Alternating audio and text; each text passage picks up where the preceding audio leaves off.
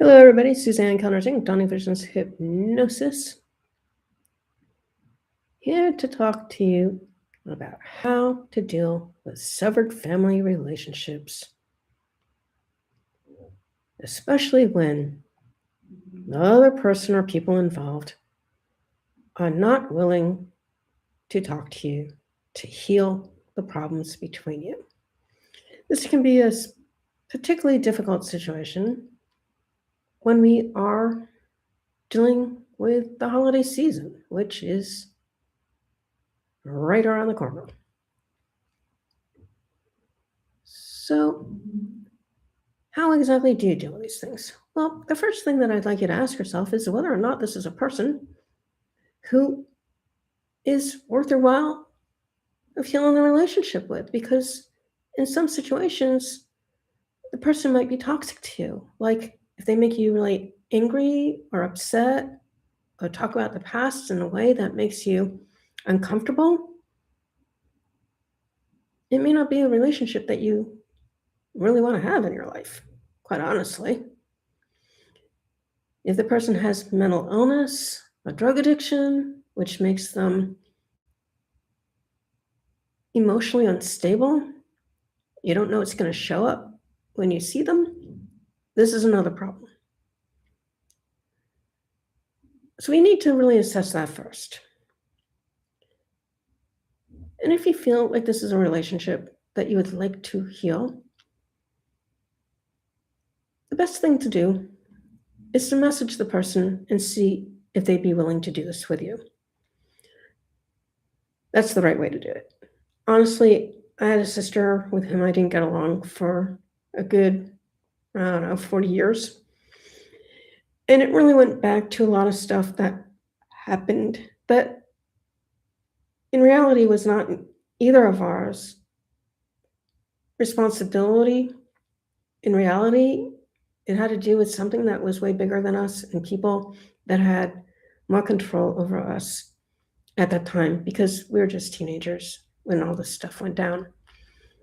But it caused a really big problem between us. Now, I didn't know that that was the problem between us, because when I'd be with her, she made me the butt of her sarcastic jokes, which I never appreciated because I don't really like sarcasm myself, because it's a way of showing anger more than anything else, even if it seems funny to the person making the statements or even others around who are not the butt of the joke.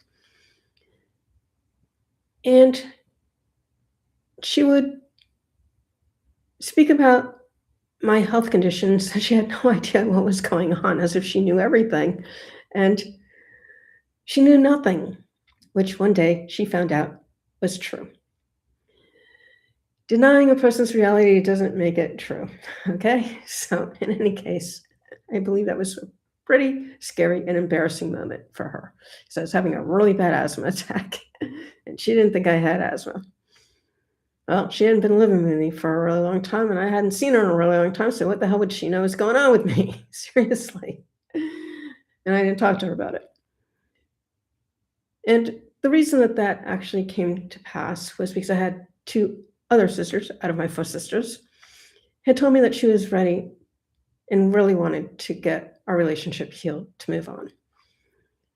So I was in her area doing something else, and I put on a GPS to find her place, which is a really good thing because they had totally repainted the house and it looked totally different than the last time I was there, so I never would have picked it out.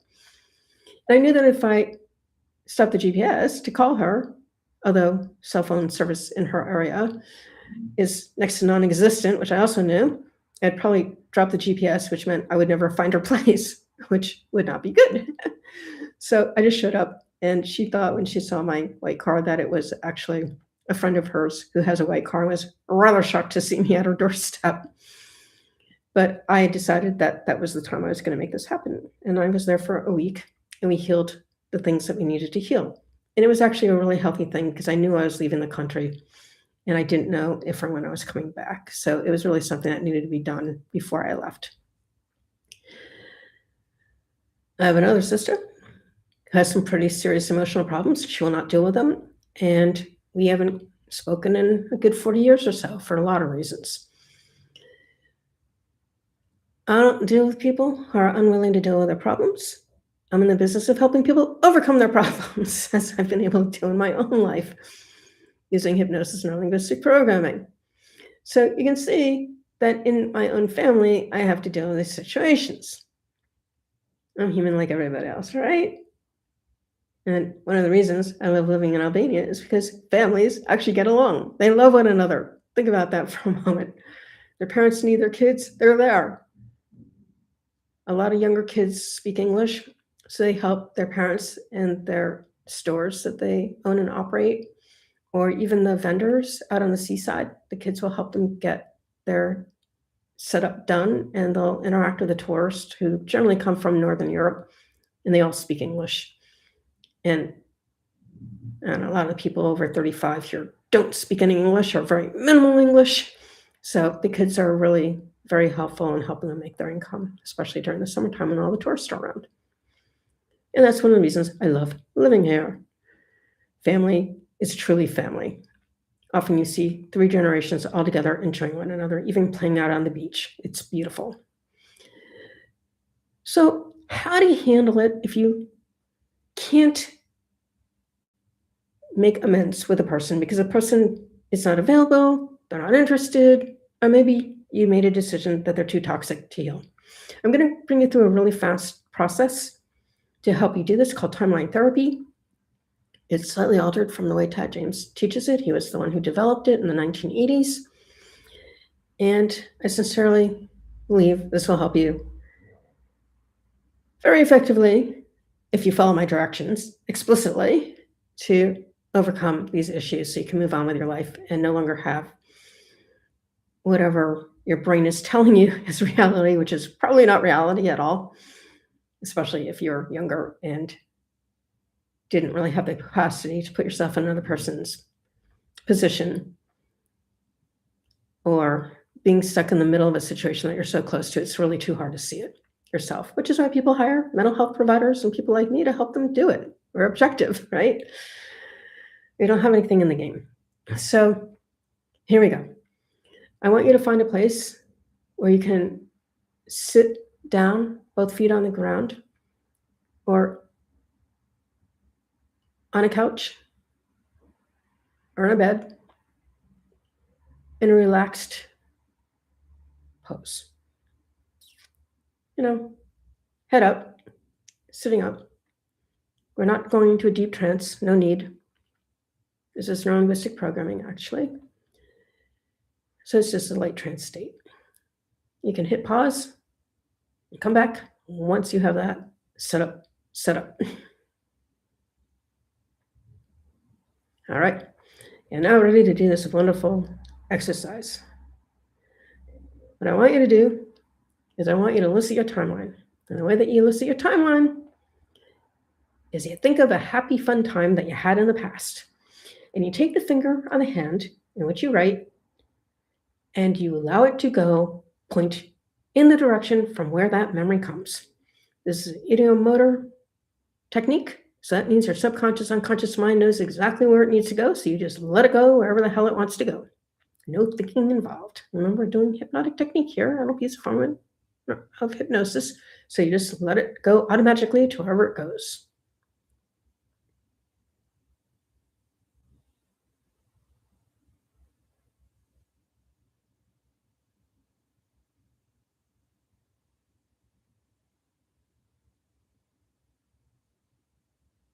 Okay, I'd like you to think of a happy, fun time that's coming up in the future.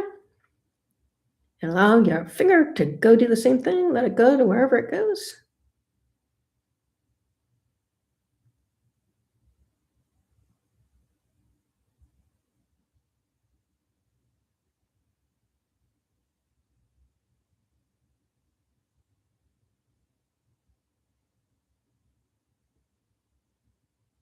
And now you're going to take those 2 points, draw a line, and that is your timeline.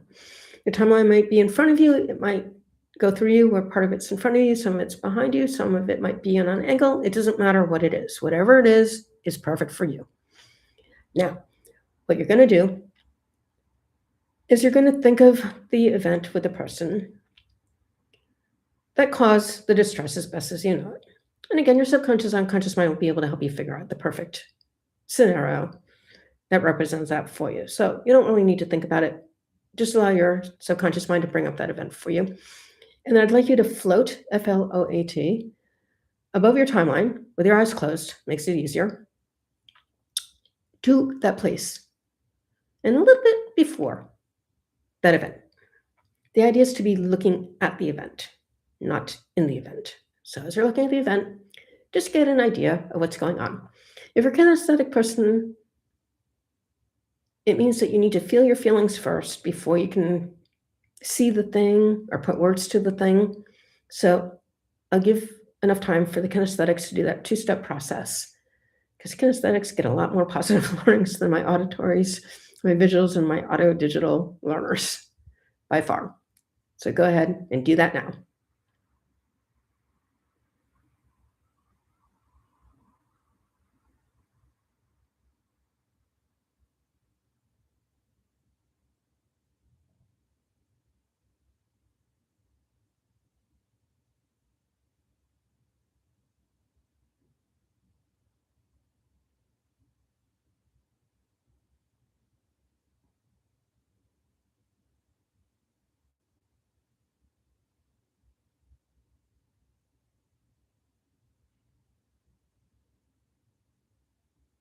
Now, I'd like you to go directly above the event, looking down on the event. And I want you to be high enough above the event that there's no emotions at all on the event. You're just going to see it. And as you're seeing the event, I'd like you to come up with a positive learner. Positive learning is a learning that makes you really happy that you found that learning. There's no shame, guilt, anger attached to positive learning. Positive learning is a positive emotional state you're in as a result of that learning. And again, the kinesthetics will probably get a few. Auditories might get 2. Visuals usually get 1 or 2. Audio digitals, 1, 2, 3. But it is whatever it is for you. It's all fine. As long as you get at least one positive learning, you're all set. So go ahead and make that happen. I'll give you all enough time to get your positive learnings.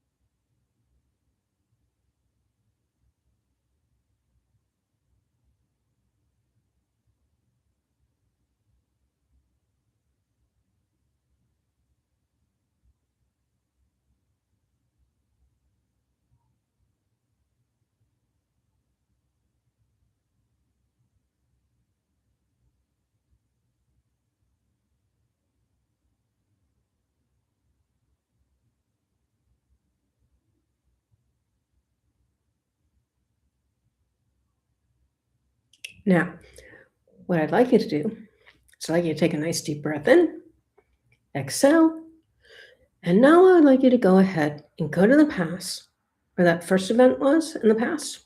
I would like you to get a new response to that event, a response that works better for you, a response that makes you feel good about the way that you responded, because you weren't reacting, you were responding to totally different things. So go ahead and get that new response.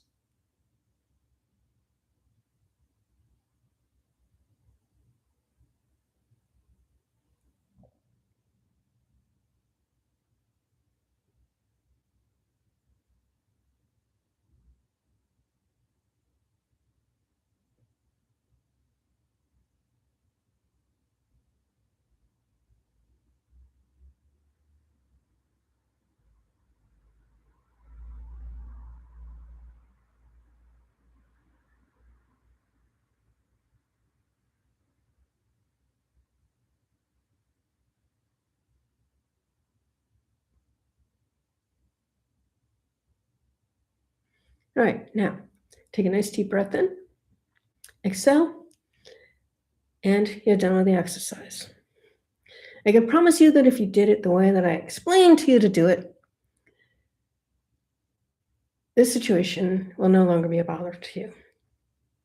You will have received the learnings that you needed to learn, and you'll be able to be free of the past. Because, quite frankly, we can't live in our present if we're dragging our past into our present, and we certainly can't create a healthy future if our past is dragged into our future. So we need to get our positive learnings from our past to live in our present and live the future as we want it. This is the basis of everything that I do in my work with my clients, because my goal for them is to meet their objectives. And their objectives are not just merely to let go of the negative stuff that's happened in their lives. It's really to have happy, fulfilled, contented lives, doing the things they want to do with their lives, so long as they're healthy for themselves and the world at large. Because everyone deserves to have a happy and contented life.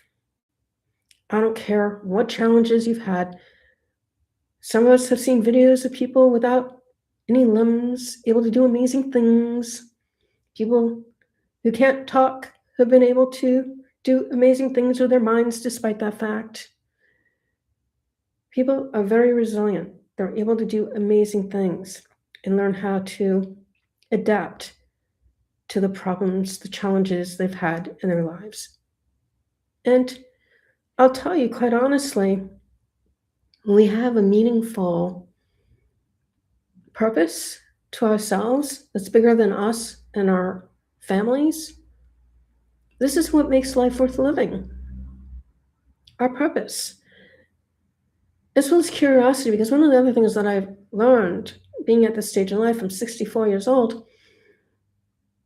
my peers whose big, huge curiosity was to go out to eat a meal, see a movie, and maybe go dancing, and there was no curiosity in life beyond that, died early. And certainly the people who hold a lot of anger and upset and never healed it, many of them got autoimmune illnesses, and too many of them died of cancer. Resentment brings on cancer in adults, people. Anger brings on heart attacks. Sadness, interestingly enough, he wasn't really a trainer of mine, but I certainly saw quite a few of his presentations at the hypnosis conventions over the years when I used to go to them regularly. And I learned a whole lot from his videos. He had a lot of video trainings that were on videotapes in those days. And he realized that people who came down with type 2 diabetes most often were people who were very regretful of the way that they treated others in their lives. They had a lot of sadness and regret. Those people developed type 2 diabetes, and he learned that through doing regressive type hypnosis, where we put you into a deep trance state and you go back to the event and you heal it from there. Dave Elman way of doing things. So I trust you got a lot out of this particular video, and I'd really love you to comment below after you've tried it to let me know how it worked for you. And by the way, you can look at it and go through the process as many times as you want for whatever events come up that you need to clear in your life. That's the beautiful way that this stuff works, when you actually have someone go through a process so they can put in new situations to resolve instead of having it be just one thing. Anyway, I thank you all for spending your time with me. Till next time. Bye-bye.